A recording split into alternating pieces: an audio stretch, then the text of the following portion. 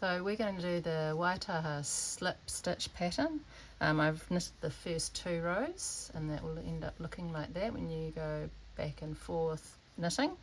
This next row starts with a slip stitch. Now we're going to slip it as if to purl, which means as if to purl or purlwise means that you're going to sort of stab into that loop and go down the needle.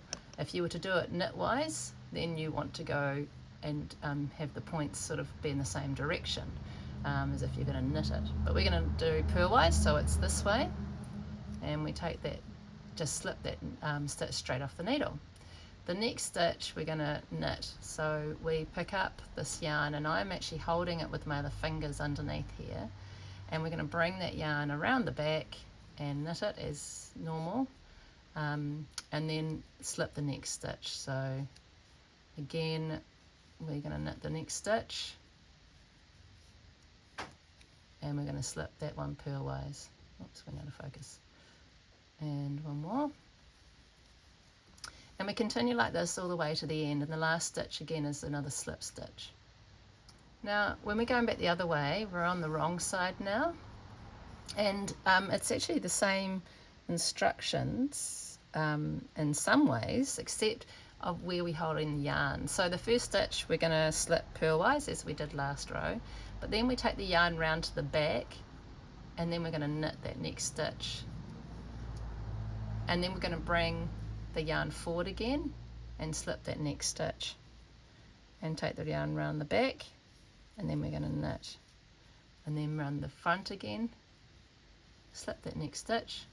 And so this is how that row is worked, and what we're doing is we're making sure that these slip stitches are nice and long with no lines of dark coloured lines over top of it, depending on the colour. Your colour B might be light, but my colour B is dark, so if I'd left the yarn where it was, we would have got a little band over top of that, and we want to avoid that for this pattern.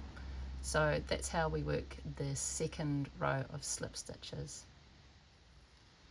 So this next row, so this is, I've done 2 rows of knitting, I've done 2 slip stitch rows, and then I'm repeating the 2 rows of knitting, and so this is row number 5. And what happens is I'm just knitting across all of the stitches. So these brown stitches, which are colour B, are now being knit with colour A. So I've just picked up colour A from here and I've worked across, and you can see I'm starting to get these little like blips of colour coming through from our slip stitch row. And so those 4 rows below just repeated until you're getting to the right length. And so I would measure just to make sure you're getting about 10 centimetres, and then you cast off.